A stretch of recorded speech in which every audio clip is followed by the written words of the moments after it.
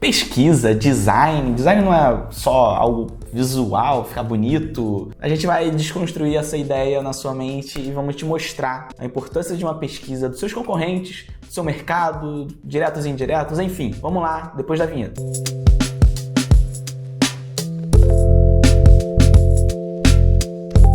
A verdade é que todo mercado, a verdade é que todo projeto, seja de design, seja de estratégia, seja até o seu plano de negócio, ele tem que fazer uma pesquisa ali do seu mercado, tem que fazer uma pesquisa ali dos seus concorrentes diretos e indiretos, o que está acontecendo, quais são as tendências. Não gosto muito dessa palavra, a gente tem um vídeo falando sobre isso, de você não seguir modismos e tendências ali na sua identidade visual, vou deixar o link no card, e a gente sempre tem que bater isso na tecla que é importante você conhecer o seu mercado. E porque, gente, acontece, infelizmente, existem empreendedores que não se preocupam com isso. A gente pergunta quem são seus concorrentes, ele diz todo mundo. Se é todo mundo, não é ninguém. Se é todo mundo, você não tem ali onde entender o que eles estão fazendo, o que eles não estão fazendo, quais são os gaps de oportunidades, seja na identidade visual, seja na estratégia do seu posicionamento, seja na estratégia do seu produto.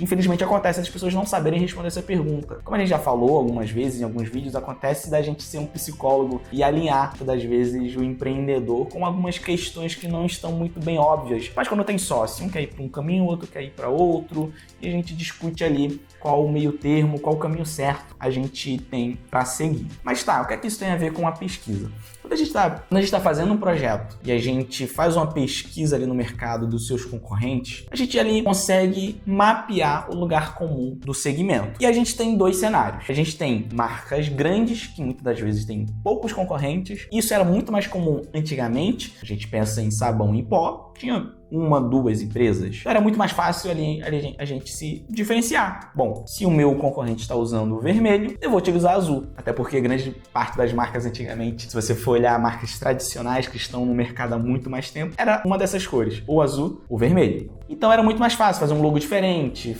usar cores diferentes. As cores são bastante importantes no processo de diferenciação. Vou deixar aqui no link uma pesquisa, um teste que foi feito com o público. Foi pedido para aquelas pessoas desenharem os logos de algumas das empresas mais famosas do mundo. Muitas não acertavam desenhar o logo, claro, mas acertavam nas cores. Então esse cenário hoje em dia ainda tem? Tem, mas hoje em dia é muito mais comum a gente pegar projetos, a gente desenvolver projetos, a gente ver um mercado onde temos muitas pequenas empresas, médias empresas, mas com muitos concorrentes. Ou pior, essa mesma empresa concorre com empresas grandes, pequenas empresas e médias empresas, enfim. E aí é muito mais difícil diferenciar. A gente tem um trabalho um pouco mais, vamos dizer assim, árduo. Sim, às vezes a gente tem que fazer um mapeamento de todas essas empresas, de separar o lugar comum das cores, o lugar comum das fontes, o lugar comum da fotografia. E aí a gente começa a entender para qual lado o mercado está saturado, quais são os gaps de oportunidades, enfim, o que é que acontece ali para a gente saber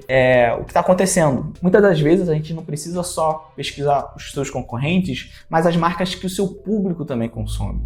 Digamos que você é uma marca de saúde, voltado para um estilo de vida mais saudável e ativo. Bom, você não vai pesquisar somente as marcas dos seus concorrentes, mas você vai pesquisar marcas de academia, uma vida saudável, porque são as marcas que o seu público consome. Quais são os códigos visuais que essas marcas utilizam e que seu público está familiarizado com isso? Isso é importante também. Mas voltando para os seus concorrentes, e a grande questão que eu quero trazer aqui é romper ou não, ser diferente ou não do meu mercado. E a resposta é depende. Mais uma vez, a gente sempre bate nessa tecla, não existe receita pronta, não existe receita para o sucesso. Existe uma frase que eu não vou lembrar de quem diz que se existisse receita para o sucesso, não existiriam tantas por aí, na verdade. E o mesmo que a gente traz aqui. Quando a gente pensa em romper ou não com o mercado, vai muito mais do seu posicionamento. Eu sei que a gente já bateu nessa tecla, já usou o Nubank como exemplos, mas vamos lá. Quando a gente olhava para as marcas de bancos tradicionais, era sempre vermelho, para azul, amarelo. Existiam poucas marcas ali que usavam um verde, por exemplo, né? Existia, mas era um verde mais tradicional.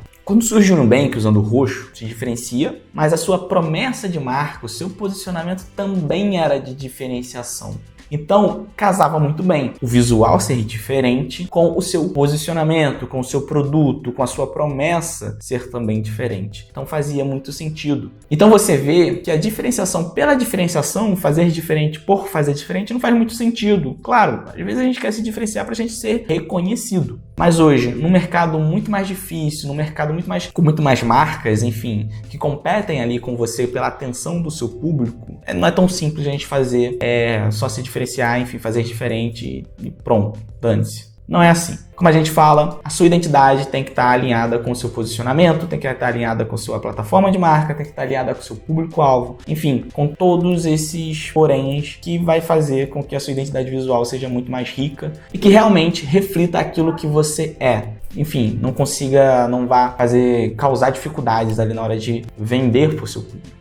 Romper ou não, você só vai conseguir responder se você fazer essa pesquisa de seus concorrentes do seu mercado. Porque você vai saber identificar qual é o lugar comum do segmento. Segundo, qual é o seu posicionamento? É ser diferente ou não? É ser mais do mesmo? Também não é errado. Às vezes você está vendendo commodity, você só quer vender ali, ter mais demanda, enfim. Não é um erro, você pode fazer. Mas a grande maioria acontece também de ser um meio termo. Você sabe onde se diferenciar, mas você sabe onde fazer um pouco mais do mesmo. Por quê? Para gerar identificação do público, para que o público consiga identificar a qual segmento a sua marca pertence. Muitas das vezes uma marca que está num segmento há muitos anos, uma marca que não pode romper totalmente, ela tem que usar ali alguns dos códigos visuais que ela já utiliza, que o segmento já utiliza, para o público não ter estranheza, para o público saber identificar aonde essa marca pertence, beleza? Bom, esse é o vídeo de hoje. Relembrando, faça a pesquisa dos seus concorrentes, faça a pesquisa das marcas que o seu público-alvo consome, saiba identificar o lugar comum e saiba responder se você quer romper ou não, e isso aí vai com o seu posicionamento, com a sua promessa de marca, beleza? Esse é o vídeo de hoje. Te vejo nos próximos vídeos, deixa seu comentário, deixa seu like, segue a gente nas redes sociais, enfim, até lá!